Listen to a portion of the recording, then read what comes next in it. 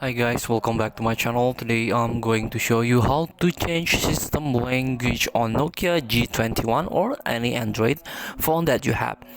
So you can change device language. So if you have a native language such as from Europe, you can use a French or Dutch, or even from Japan you can change it into Japanese. So all you have to do, open your settings.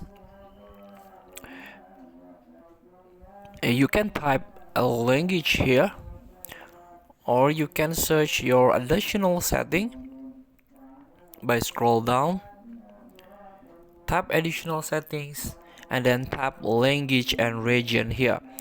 So I add Deutsch.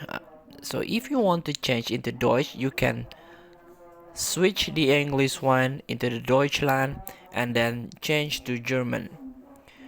And then you can add another language here. You can tap add language and add your native language here.